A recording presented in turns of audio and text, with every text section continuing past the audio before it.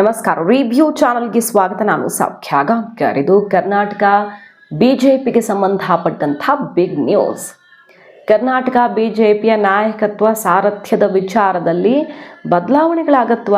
ಕಾಂಗ್ರೆಸ್ನಲ್ಲಿ ಜಟಾಪಟಿ ತೀವ್ರವಾಗಿರೋ ಹೊತ್ತಲ್ಲಿ ಇದೊಂದು ಪ್ರಶ್ನೆ ಬಹಳಷ್ಟು ದಿನಗಳಿಂದ ಚಾಲ್ತಿಯಲ್ಲಿದೆ. ಈಗ ಅದಕ್ಕೊಂದು ಸ್ಪಷ್ಟತೆ ಕೊಟ್ಟ ಹೈಕಮಾಂಡ್. ಆ ಕಡೆ ಕುಮಾರಸ್ವಾಮಿ ಅವರಿಂದ ಮಹತ್ವದ ನಿರ್ಧಾರ. ವೆರಿ ಇಂಟ್ರೆಸ್ಟಿಂಗ್ ಡೆವಲಪ್ಮೆಂಟ್ ಡೀಟೇಲ್ಸ್ ಇರ್ತಾ ಹೋಗ್ತೀವಿ. ಮಿಸ್ ಮಾಡಿದ್ರೆ ನಮ್ಮ ಚಾನಲ್ನ ಸಬ್ಸ್ಕ್ರೈಬ್ ಮಾಡಿ, ನಿಮ್ಮ ಅಭಿಪ್ರಾಯ ಕಮೆಂಟ್ ಮಾಡಿ ತಿಳಿಸಿ. ವೀಕ್ಷಕರೇ, ಕರ್ನಾಟಕ ಪಾಲಿಟಿಕ್ಸಲ್ಲಿ ಎರಡೂ ಪಕ್ಷಗಳಲ್ಲೂ ಕೂಡ ಬಹಳ ದೊಡ್ಡ ಮಟ್ಟದಲ್ಲಿ ನಾಯಕತ್ವದ ಜಟಾಪಟಿ ನಡೀತಿದೆ. ಅಧಿಕಾರ ಇರೋದ್ರಿಂದ ಕಾಂಗ್ರೆಸ್ನ ಜಟಾಪಟಿ ಜಾಸ್ತಿ ಕಾಣಿಸ್ತಿದೆ. ಆದರೆ ಬಿ ಜೆ ಪಿಯಲ್ಲೂ ಕೂಡ ಅಷ್ಟೇ ತೀವ್ರ ಸ್ವರೂಪದಲ್ಲಿದೆ. ಈಗ ಕಾಂಗ್ರೆಸ್ನಲ್ಲಿ ಜಟಾಪಟಿ ಆಗ್ತಿರೋದ್ರಿಂದಾಗಿ ಮತ್ತು ಯಾವುದೇ ಸಂದರ್ಭದಲ್ಲಿ CM ಬದಲಾವಣೆಯೂ ಆಗ್ಬೋದು. 6 ತಿಂಗಳು ಡಿಲೇ ಆದರೂ ಬದಲಾವಣೆ ಮಾಡೋದಕ್ಕೆ ಹೈಕಮಾಂಡ್ ತಯಾರಿ ಮಾಡ್ತಿರೋ ಸೂಚನೆನೇ ಸಿಗ್ತಿರೋದ್ರಿಂದ BJP ಅದಕ್ಕೆ ಅನುಗುಣವಾಗಿ ತನ್ನ ನಾಯಕತ್ವ ಡಿಸೈಡ್ ಮಾಡಬೇಕು. ಅಂದರೆ ಮುಂದಿನ 28ರ ಚುನಾವಣೆಯನ್ನು ದೃಷ್ಟಿಯಲ್ಲಿ ಇಟ್ಟುಕೊಂಡು ನಿರ್ಧಾರ ಮಾಡಬೇಕಾಗಿದೆ. BJP ಸರ್ವೆ ರಿಪೋರ್ಟ್ ಏನು ಹೇಳ್ತಿದೆ ಹಾಗಾದರೆ? ಅಧ್ಯಕ್ಷ ಕುರ್ಚಿಯ ಬಗ್ಗೆ, ನಾಯಕತ್ವ ಬದಲಾವಣೆಯ ಬಗ್ಗೆ ಹೈಕಮಾಂಡ್ ಕೊನೆಗೂ ಒಂದು ತೀರ್ಮಾನ ಮಾಡಿದೆ ಅನ್ನೋದು ಸಿಗ್ತಾ ಇರುವಂಥ ಮಾಹಿತಿ. ಈಗ ಅಧಿಕೃತವಾಗಿ ಇನ್ನೇನು ಮುಂದಿನ ವಾರದಷ್ಟೊತ್ತಿಗೆ ನಿತಿನ್ ನಬೀನ್ ಅವರು ಪಕ್ಷದ ಅಧ್ಯಕ್ಷರಾಗಿ, ರಾಷ್ಟ್ರೀಯ ಅಧ್ಯಕ್ಷರಾಗಿ ಅವರನ್ನು ಆಯ್ಕೆ ಮಾಡ್ತಾರೆ. ಅಂದರೆ ಚುನಾವಣಾ ಪ್ರಕ್ರಿಯೆ ಮಾಡಿ ಅಧ್ಯಕ್ಷರನ್ನಾಗಿ ನೇಮಕ ಮಾಡಲಾಗತ್ತೆ. ಕಾರ್ಯಾಧ್ಯಕ್ಷರಾಗಿರೋರು ಅಧ್ಯಕ್ಷ ಆಗ್ತಾರೆ. ಈಗ ಜಾರ್ಖಂಡಲ್ಲಿ BJPಗೆ ಅಧ್ಯಕ್ಷ ಹೊಸಬರು ಬರ್ತಿದ್ದಾರೆ. UP ಸುಮಾರು ರಾಜ್ಯಗಳಲ್ಲಿ ಎಲ್ಲೆಲ್ಲಿ ಗೊಂದಲ ಇತ್ತಲ್ಲ ಅಲ್ಲೆಲ್ಲ ನೇಮಕ ಮಾಡ್ತು. ಅಂದರೆ ಬದಲಾವಣೆ ಆಗುತ್ತೋ ಇಲ್ವೋ, ಈ ಕರ್ನಾಟಕದ ಹೆಂಗಿದೆ ವಿಜೇಂದ್ರ ವಿಚಾರದಲ್ಲಿ ಹಾಗೆ ಇತ್ತು. ಕರ್ನಾಟಕದ ಏನು ಕಥೆ ಅಂತ ಕೇಳಿದ್ರೆ, ಕರ್ನಾಟಕದಲ್ಲಿ ಬದಲಾವಣೆಯ ಮನಸ್ಸು ಮಾಡ್ತಿಲ್ಲ ಹೈಕಮಾಂಡು. ಸದ್ಯಕ್ಕೆ ವಿಜೇಂದ್ರ ಅವರೇ ಅಧ್ಯಕ್ಷರು ಅನ್ನುವಂಥ ಸೂಚನೆಯನ್ನು BJP ಹೈಕಮಾಂಡ್ ಸ್ಪಷ್ಟವಾಗಿ ಕೊಟ್ಟಿದೆ ಅನ್ನೋದು ವೆರಿ ಇಂಟ್ರೆಸ್ಟಿಂಗ್ ಡೆವಲಪ್ಮೆಂಟ್. ಸೊ ಈಗ ಯಾರನ್ನು ಮಾಡೋದು? ಯಾರನ್ನೇ ತಂದು ಕೂರಿಸಿದ್ರು ಕೂಡ ಮತ್ತು ವಿಜೇಂದ್ರ ಬಣ ರೆಬಲ್ ಆಗತ್ತೆ. ಏನೇ ವಿಜೇಂದ್ರ ಅಥವಾ ಯಡಿಯೂರಪ್ಪನವರು ಮೊದಲಿನಷ್ಟು ಪವರ್ ಈಗ ಹೊಂದಿಲ್ಲ, ಯಡಿಯೂರಪ್ಪನವರು ತಾಕತ್ತು ಅಥವಾ ಅವರು ಅಷ್ಟು ಆ್ಯಕ್ಟಿವ್ ಆಗಿಲ್ಲ ಅಂತ ಏನೇ ವ್ಯಾಖ್ಯಾನ ಕೊಟ್ಟರು ಕೂಡ ಅದಕ್ಕಿಂತ ಶಕ್ತಿಯುತರು ಕರ್ನಾಟಕದಲ್ಲಿ ಯಾರಿದ್ದಾರೆ ಈ ಹೊತ್ತಲ್ಲಿ ಅನ್ನೋ ಪ್ರಶ್ನೆ ಮತ್ತೆ ಬಂದ್ಬಿಡುತ್ತೆ. ಯತ್ನಾಳ್ ಅವರನ್ನು ಉಚ್ಚಾಟಿಸಿ ಆಗಿದೆ. ಅವರ ಸುತ್ತಲೂ ಲೆಕ್ಕಾಚಾರ ಮುಂದಿನ ದಿನಗಳಲ್ಲಿ ಆಗಬಹುದು ಬೇರೆ ರೀತಿಯಲ್ಲಿ. ಈಗಂತೂ ಅವರು ಪಕ್ಷದಲ್ಲಿಲ್ಲ. ಪಕ್ಷದಲ್ಲಿ ಇರೋರ ಪೈಕಿ ವಿಜಯೇಂದ್ರ ಅವರನ್ನು ಉಳಿಸ್ಕೊಂಡು ಅವ್ರಿಗೊಂದಿಷ್ಟು ಶಕ್ತಿ ತುಂಬುವಂತಹ ಅಥವಾ ಸಮಸ್ಯೆಗಳನ್ನು ಬಗೆಹರಿಸುವಂಥ ಕೆಲಸ ಮಾಡ್ಬೋದೇ ಬಿಟ್ಟರೆ ಬದಲಾವಣೆಯಿಂದ ಲಾಭಕ್ಕಿಂತ ನಷ್ಟವೇ ಜಾಸ್ತಿ. ಹೇಗೂ ಮಧ್ಯಂತರ ಚುನಾವಣೆ ಆಗೋ ಥರ ಕಾಣಿಸ್ತಿಲ್ಲ ಕರ್ನಾಟಕದಲ್ಲಿ. ಏನೇ ಬದಲಾವಣೆ ಆದರೂ ಸರ್ಕಾರ ಬೀಳಲ್ಲ ಅನ್ನೋದು ಕುಮಾರಸ್ವಾಮಿಯವರ ಇನ್ಪುಟ್. ಮೊನ್ನೆ ಅಷ್ಟೇ ಅಮಿತ್ ಶಾ ಅವರು ಕರೆಸ್ಕೊಂಡು ಕೇಳಿದಾಗ ಯಾವ ಕಾರಣಕ್ಕೂ ಸರ್ಕಾರ ಬೀಳಲ್ಲ, ನಾವು 28ರ ಚುನಾವಣೆಗೆ ಸರಿಯಾಗಿ ತಯಾರಾಗಬೇಕು ಮತ್ತು ಅದು ನಾವು ಭರ್ಜರಿಯಾಗಿ 150 ಸೀಟ್ಸಿಂದ ಗೆದ್ದೇ ಗೆಲ್ತೀವಿ, ಆದರೆ ಈಗ ಸರ್ಕಾರ ಅಂತೂ ಬೀಳಲ್ಲ, DK ಶಿವಕುಮಾರ್ ಏನೇ ಮಾಡಿದ್ರು ಕೊಟ್ಟರು ಕೊಡ್ತಿದ್ರು ಪಕ್ಷ ಬಿಡಲ್ಲ, ಅದು ನನ್ನ ಖಚಿತವಾದ ಮಾಹಿತಿ, ನನಗೆ ತುಂಬ ಚೆನ್ನಾಗಿ ಗೊತ್ತು ಅಂತ ಹೇಳಿಬಿಟ್ಟಿದ್ದಾರೆ. ಸೊ ಈಗ ಏನು ಮಾಡ್ತಾ ಇದೆ ಹೈಕಮಾಂಡು? ಸದ್ಯಕ್ಕೆ ವಿಜಯೇಂದ್ರ ಅವ್ರನ್ನ ಮುಂದುವರಿಸತ್ತೆ. ಮುಂದಿನದು ಮುಂದೆ ಈಗ 3 ವರ್ಷ ಆಗಿಬಿಡುತ್ತೆ. ಮುಂದಿನ ವರ್ಷ ಅಂದರೆ ಈ 26ಕ್ಕೇ 3 ವರ್ಷ ಕಂಪ್ಲೀಟ್ ಆಯಿತು ಅಂತ ಅವಧಿ ಮುಗಿಸಿ ಬದಲಾವಣೆ ಮಾಡ್ಬೋದು. ಚುನಾವಣೆಗೆ ಹೊಸ ಅಧ್ಯಕ್ಷರನ್ನು ತರಬಹುದು, ಅದು ಮುಂದೆ. ಸದ್ಯಕ್ಕಂತೂ ಈ GBA ಎಲೆಕ್ಷನ್ನು, ಪಾಲಿಕೆ ಎಲೆಕ್ಷನ್ನಲ್ಲಂತೂ ಡಿಸ್ಟರ್ಬ್ ಮಾಡೋಕ್ಕೆ ಇಷ್ಟಪಡ್ತಿಲ್ಲ. ವಿಜಯೇಂದ್ರ ಅವ್ರನ್ನ ಮುಂದುವರಿಸೋದು BJP ಹೈಕಮಾಂಡ್ ತೀರ್ಮಾನ ಆಗಿದೆ. ಸೊ ಏನಾಗುತ್ತೆ ಆವಾಗ? ವಿಜಯೇಂದ್ರ ಅವ್ರಿಗೆ ಫುಲ್ ಟರ್ಮ್ ಕೊಟ್ಟಂಗೂ ಆಗತ್ತೆ. ಹಾಗೂ ಬದಲಾವಣೆ ಮಾಡಬೇಕು ಅಂದರೆ ಎಲೆಕ್ಷನ್ಗೆ 1.5 ವರ್ಷ ಇರೋವಾಗ ಹೊಸ ನಾಯಕತ್ವ ತರೋದು ಅಥವಾ ಯತ್ನಾಳ್ ಅವ್ರನ್ನ ಪಕ್ಷಕ್ಕೆ ಸೇರಿಸ್ಕೊಳ್ಳೋದು ಏನು ಬೇಕಾದರೂ ಆಗ್ಬೋದು. ಅದು ಮುಂದಿನದ್ದು, ಭವಿಷ್ಯದ ಲೆಕ್ಕಾಚಾರ. ಸದ್ಯದ ಪರಿಸ್ಥಿತಿಯಲ್ಲಿ ಕಾಂಗ್ರೆಸ್ನಲ್ಲಿ ಸರ್ಕಾರ ಬೀಳೋ ಮಟ್ಟಿಗಿನ ಬೆಳವಣಿಗೆ ಆಗೋ ಸೂಚನೆ ಸಿಗ್ತಿಲ್ಲ ಅನ್ನೋ ಕಾರಣಕ್ಕೆ ಹೇಗೋ ವಿಜಯೇಂದ್ರ ಅವ್ರದ್ದು ಅವಧಿನೂ ಮುಗಿಯತ್ತಷ್ಟೊತ್ತಿಗೆ ಅನ್ನೋ ರೀತಿಯಲ್ಲಿ ಸದ್ಯಕ್ಕೆ ಬದಲಾವಣೆ ಇಲ್ಲ ಅನ್ನೋ ತೀರ್ಮಾನವನ್ನು ಸ್ಪಷ್ಟಪಡಿಸಿದ BJP high command. So Nitin Nabin ಅವರು ಆಯ್ಕೆಯಾದ ಬಳಿಕ ಆ ಸಂದೇಶ ಕೊಡಬಹುದು, ವಿಜಯೇಂದ್ರ ಅವರು ಮುಂದುವರಿತಾರೆ ಅಂತ. ಅವರೇ 28ರವರೆಗೆ ಅಂತ ಏನು ಘೋಷಣೆ ಮಾಡ್ತಿಲ್ಲ, ಬಟ್ ಮುಂದುವರಿತಾರೆ ಅಂತ. ಇತ್ತ ಕುಮಾರಸ್ವಾಮಿ ಅವರಿಂದ ಮಹತ್ವದ ತೀರ್ಮಾನ ಆಗಿದೆ ನೋಡಿ. ಕುಮಾರಸ್ವಾಮಿ ಅವ್ರ ಮೇಲೆ BJP ಹೈಕಮಾಂಡ್ ಹೆಚ್ಚು ನಂಬಿಕೆ ಇಟ್ಟಿದೆ. ರಾಜ್ಯ BJP ನಾಯಕತ್ವಕ್ಕಿಂತ ಈಗ ಪರಿಸ್ಥಿತಿ ಹೆಂಗಿದೆ ಅಂದರೆ, BJP ಏನೇ ಪ್ರಯತ್ನ ಪಟ್ಟರು ಸಿಂಗಲ್ ಆಗಿ ಹೋದರೆ 60ರಿಂದ 70 ಸೀಟ್ಸು 28ರಲ್ಲೂ.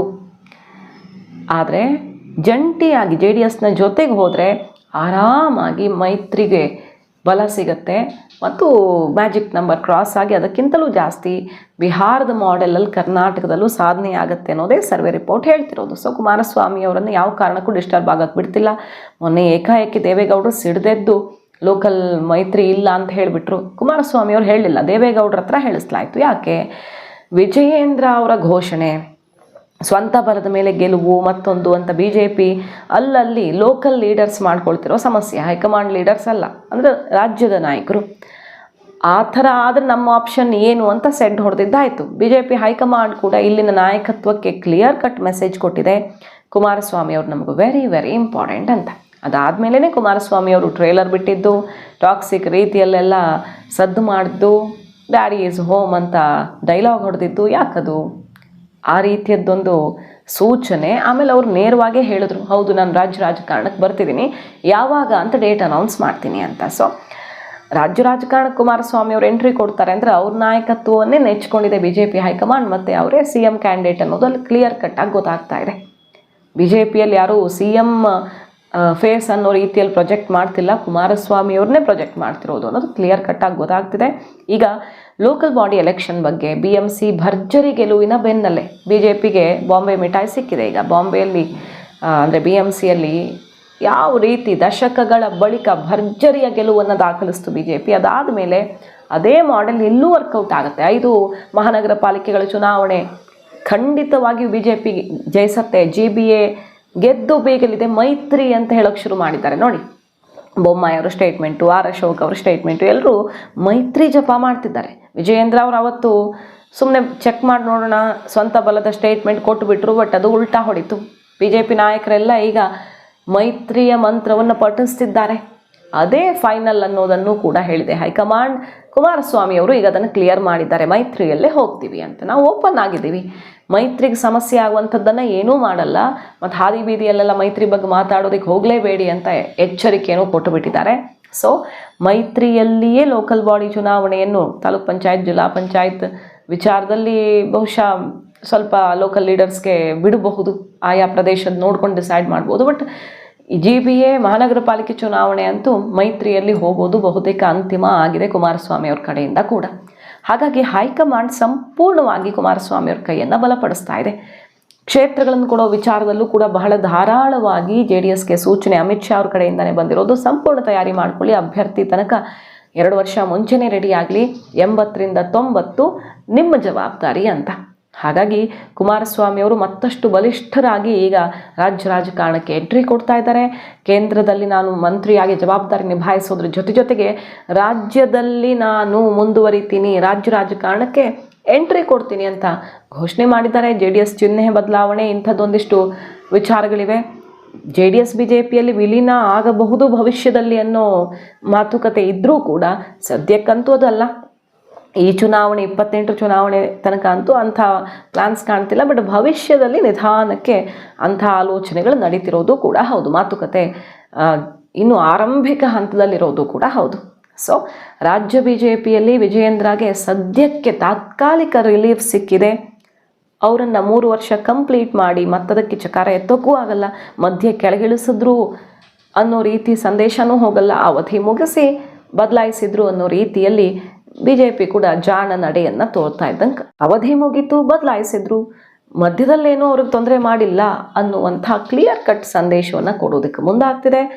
ಮುಂದೆ ಬೇರೆಯದ್ದೇ ಲೆಕ್ಕಾಚಾರಗಳು, ಫಾರ್ಮುಲಾ ಎಲೆಕ್ಷನ್ ಹೊತ್ತಲ್ಲಿ ರೆಡಿ ಆಗಬಹುದು. ಕುಮಾರಸ್ವಾಮಿ ಅವ್ರ ಜೊತೆ ತಾಳಮೇಳ ಹೊಂದೋದು ಅದಕ್ಕೆ ಫಸ್ಟ್ ಕಂಡೀಷನ್. ಅದೇ ಮಾನದಂಡದ ಮೇಲೆ ನಾಯಕತ್ವ ಏನೇ ಬದಲಾವಣೆ ಆದರೂ ಕಂಟಿನ್ಯೂ ಆದರೂ ಅದು ಪ್ರಮುಖವಾದ ಮಾನದಂಡ. ಅದನ್ನು ಮತ್ತೊಮ್ಮೆ ಕ್ಲಿಯರ್ ಮಾಡ್ತಾ ಇದೆ. ಹಾಗೆ ಮಹಾರಾಷ್ಟ್ರದಲ್ಲೂ ಕೂಡ ಮೈತ್ರಿ ಗಟ್ಟಿಯಾಗಿ ಯಾವ ರೀತಿ ನಾವು ಸಾಧಿಸಬಹುದು ಅನ್ನೋದನ್ನು ತೋರಿಸ್ಕೊಟ್ಟಿರೋದು, ಬಿಹಾರದಲ್ಲೂ ಅದನ್ನು ತೋರಿಸ್ಕೊಟ್ಟಿರೋದು. ಸೊ ಮೈತ್ರಿ ಫಾರ್ಮುಲಾಗೆ ಅಂಟಿಕೊಂಡಿದೆ. BJP ಯಾವ ಕಾರಣಕ್ಕೂ ಮೈತ್ರಿಯಲ್ಲಿ ಚೇಂಜ್ ಇಲ್ಲ.